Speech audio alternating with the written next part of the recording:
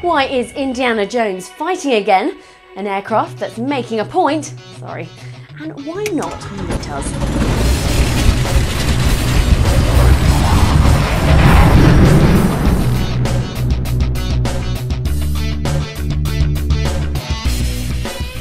So here we are for the first New Star Weekly Monday Roundup show. We've got highlights from last week's features and news of what's going on too. If you missed the features, then we're now releasing new material roughly every Wednesday and Friday, and you'll find it right where you're watching this now.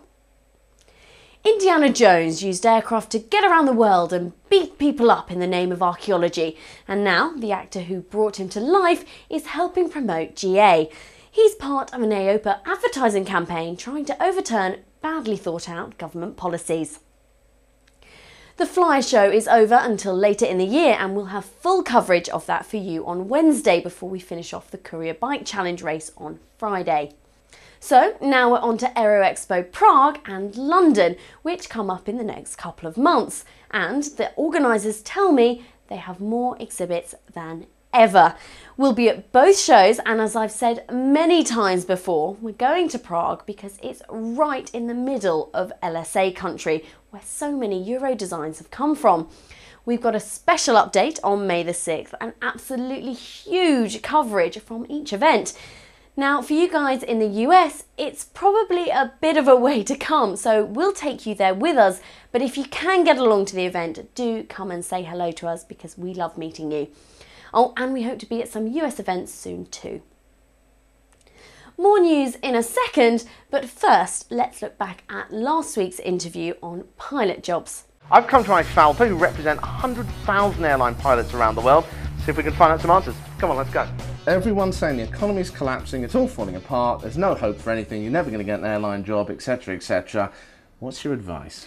Well, I think you'll find people have been saying that to young people who want a career in aviation ever since Wilbur and Orville were attempting flying. There pretty much has never been a good time to get into aviation if you believe all the naysayers. Charles Lindbergh was told, don't get into aviation, it's far too dangerous and you'll never keep a job. Juan Trippe was told, don't get into aviation, nothing will ever come of it, and that was before he created Pan Am. The history books are littered with people telling young people, people who want to change a career, not to go into aviation. There's never been a good time, and guess what? There probably never will be. Doesn't stop people succeeding in aviation, doesn't stop people making good careers in aviation. So what actually is your advice then? Because people are getting a bit of a doom and gloom perspective at the moment, aren't they? But yeah, you know, I can understand why people still want to be airline pilots, of course. So should they go for it? My advice is yes, follow that dream. There are going to be people constantly, as I've just said, telling you why you shouldn't be doing this. I was told at school, don't even think about doing that. Do something else. Do something more safe. Be an accountant or whatever. Never be an accountant. Never be an accountant. But the fact is, the cockpits of the world are full of people who were told at school and elsewhere, you can't be a pilot. Why do you want to be a pilot? Be something safe. They chose to follow their dreams. And by pursuit of that, by believing in their own abilities, by working hard, they find themselves in the left-hand seat in command of a 777 or a 744 or an A380 even. Right, so it is possible.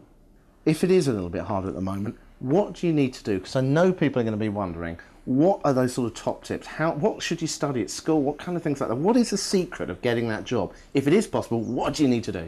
If I knew the actual secret, I'd sell it, but I don't. But I would say that if you focus on the physical science, physics, mathematics, geography even, are always going to give you a leg up when you begin professional studies. There is no substitute for hard work. You have to keep focused on it. You have to keep in mind that you're talking about becoming part of a profession where you're going to be managing the lives of a large number of people. And applying yourself with that kind of dedication and application is going to be required. More from last weekend's Fly Show later this week. Aero Friedrichshafen is over for another year. The AA picked their favourites from the show. Amongst them was this. Yes, it looks odd from the outside, but here's the really odd bit, and that is that the engine is behind the pilots. Without the engine in the way, the French firm called Aero Janes designed it to provide fantastic views for the people on board. Last week, we started this new challenge. Now, in every city around the world, there are couriers whose job it is to get a package across the city as quickly as possible. Now, this man is one such person, and here's the bike that's doing it. So, Joe, are you ready? She's cheating. I think we need to get a move on. We need to get a taxi fast. I'm going to have to find my phone somewhere.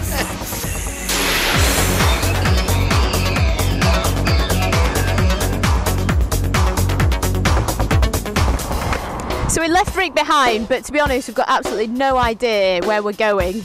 Oh, it's 50 miles an hour along here. How slow can we go?